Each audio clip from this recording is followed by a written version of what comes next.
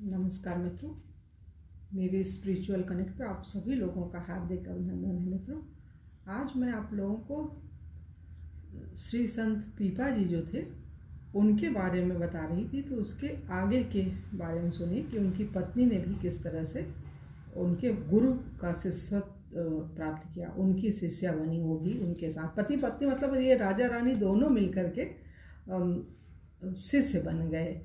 मतलब एक राजा और रानी अपनी भक्ति के रूप में जो संसार को दे के गए हैं वो एक यादगार है मित्रों। वो कभी भी किसी के जीवन में घटित हो सकती है ऐसी घटना। भगवान के शरण में जा सकता है कोई भी, कितना भी महान हो, श्रेष्ठ हो, कुछ भी हो। जिस दिन भक्ति घटित होती है वो भगवान का हो जाता है और संतों का शिष्य बन जाता है। भगवान का हुआ और भगवान संतों का शिष्यत्व ग्रहण करा देते हैं उस व्यक्ति को। तो ये चीज़ है, एक राजा होकर के भी इतने अच्छे कार्य उन्होंने किए जो एक यादगार के रूप में हम लोगों को आज मिल रहे मित्रों। तो चलिए हम लोग शुरू करते हैं, उनके बारे में सुनते हैं। आचार्य श्री रामानंद जी महाराज कबीरदास, रैदास आदि अपने 40 सेवकों को साथ लेकर गागरोनगढ़ के निकट पहुंचे। से देखिए, ये बहुत अच्छी चीज़ है। आचार्य श्री रामानंद जी महाराज कबीरदास, रैदास आदि अपने 40 शिष्य सेवकों को साथ लेकर गागरोनगढ़ के निकट पहुंचे। श्री गुरुदेव के शुभागमन का समाचार पाते ही पीपा जी पालकी लेकर आए। आपने स्तुति करके गुरुदेव को तथा सभी साधुओं को अलग अलग दंडवत प्रणाम किया। उत्साहपूर्वक बहुत सा धन मुहरे न्यौछावर करके लुटा करके समस्त समाज को अपने राजभवन में पधराया। श्री स्वामी जी ने पीपा जी की भक्त भगवंत में दृढ़ भक्ति तथा सेवा की सुंदर रीति देखकर उनसे कहा, तुम्हारी इच्छा हो तो घर पर रहकर सेवा करो अथवा विरक्त होकर भजन करो, दोनों ही तुम्हारे लिए समान है। श्री गुरुदेव में तथा उनकी आज्ञा में विश्वास करके उनके श्री चरणों में पढ़कर पीपा जी ने प्रार्थना की कि अपने चरणों में ही रखिए। श्री पीपा जी जब घर छोड़कर श्री स्वामी जी के साथ चलने को तैयार हुए तब उनकी सभी 20 रानियां, देखिए उनको 20 रानियां थी, भी उनके साथ चलने के लिए तैयार हो गई। तब श्री पीपा जी ने कहा, यदि तुम सबको मेरे साथ ही चलना है तो कमरी को फाड़ कर उसकी अल्फी पहन लो और मूल्यवान वस्त्र तथा सभी गहने उतार कर फेंक दो। साधु वेश धारण करके चलो, ऐसा त्याग वे नहीं कर सकी। सभी रोने लगी, परंतु उनमें से जो सबसे छोटी रानी सीता सहचरी जी थी वे इसके लिए तैयार हो गईं। उन्होंने अल्फी गले में डाल ली, सभी आभूषण उतार दिए। तब राजा ने दूसरी आज्ञा दी कि अधोवस्त्र मात्र रखो, इस अल्फी को भी उतार कर फेंक दो। सुनते ही सीता सहचरी अल्फी उतारकर फेंकने लगी। यह देखकर श्री स्वामी जी को दया आ गई। उन्होंने श्री पीपा जी को आज्ञा दी कि इनको साथ में ही रखो। मतलब जो वस्त्र कुछ कम और करा रहे थे तो उन्होंने, उनके जो गुरुजी थे, बोले नहीं इतना रहने दो, ये चीज़ें। श्री प्रियादास जी इसके बारे में लिखते हैं, तो ये भी बहुत ऐसे छंद जैसा है मित्रों, दोहे जैसा, तो उसको रहने देते हैं। और श्री पीपा जी और इनकी पत्नी जो थी रानी जी, श्री सीता सती जी, उनको कृष्ण भगवान ने जो दर्शन दिया था उसके बारे में भी सुन लीजिए मित्रों। श्री स्वामी जी के अधिक आग्रह करने और शपथ दिलाने पर श्री पीपा जी सीता सहचरी को अपने साथ ही चलने के लिए तैयार हो गए। राजा को रोकने के लिए रानियों ने एक ब्राह्मण को बहुत सा धन देकर उसे प्रेरित किया। उसने कहा, मैं राजा को कदापि न जाने दूंगा। श्री पीपा जी के समझाने पर भी उसने अपना हट नहीं छोड़ा।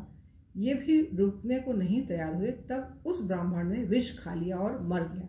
तब श्री स्वामी जी ने उसे जीवित करके उसे और रानियों को लौटा दिया। कालांतर में श्री पीपा जी और श्री सीता सहचरी जी संत समाज के साथ आनंददायिनी श्री द्वारकापुरी पहुँचे। कुछ दिनों तक सभी लोग वहाँ रहे। जब श्री स्वामी जी अपने शिष्य सेवकों को लेकर वहां से काशीपुरी को चले तब श्री पीपा जी ने प्रार्थना करके कुछ दिन द्वारका में रहने की आज्ञा मांगी। और आज्ञा पाकर वहीं रह गए। रहते रहते इन्हें भगवान के दिव्य द्वारकापुरी के दर्शनों की ऐसी उत्कंठा हुई कि आप समुद्र में कूद पड़े। ये देखिए कितनी बड़ी बात है। उसी क्षण श्री कृष्ण ने अपने कुछ सेवकों को इन्हें लीवा लाने के लिए भेजा। वे इन्हें सादर लीवा लाए। श्री पीपाजी ने दिव्य द्वारका का दर्शन किया। भगवान श्री कृष्ण बड़े प्रेम से मिले और फिर सीता सचरी समेत श्री पीपाजी सानंद 7 दिन तक वहाँ रहे।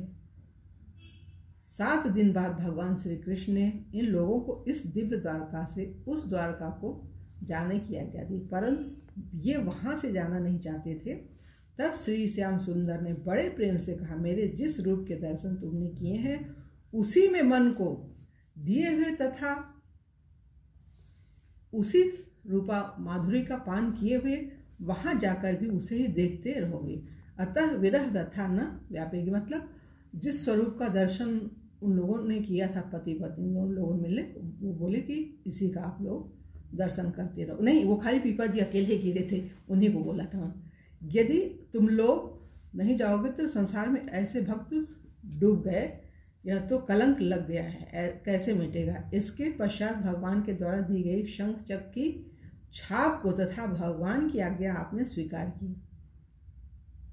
भगवान स्वयं भक्त वर श्री पीपा और सीता सचरी को पहुंचाने के लिए चले। हाँ, तो दोनों लोग गए थे, उनकी पत्नी भी थी। देखिए दोनों लोगों को पहुंचाने के लिए आ रहे हैं। समुद्र के बाहर तक पहुंचाकर आप लौट आए। सपत्नीक श्री पीपा जी जब समुद्र से निकलकर तट पर आए तो लोगों ने एक विचित्र बात देखी कि आप दोनों के वस्त्र सूखे हैं परंतु हृदय प्रेम से सराबोर है। जिन लोगों ने समुद्र में कूदते हुए इन्हें देखा था उन्होंने पहचान लिया और सभी लोग आकर आप दोनों के पैरों में लिपट गए। श्री पीपा जी ने भगवान की दी हुई शंख चक्र की छाप लोगों के शरीर पर लगाई। द्वारका में आपके दर्शनों के लिए नित्य भारी भीड़ होने लगी। तब सीता सचरी जी ने श्री पीपा जी को समझाकर कहा कि अब यहाँ से कहीं अंदर चलो, यहाँ भजन में बाधा हो रही है। दोनों द्वारका से चल दिए। छठे मुकाम पर पहुँचते ही इन्हें पठान मुसलमान मिल गए। उन्होंने सीता सचरी को छीन लिया।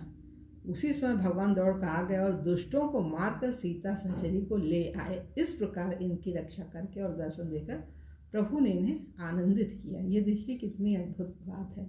प्रभु अपने भक्तों की कितने सुनते हैं, कितने कृपालु हैं प्रभु।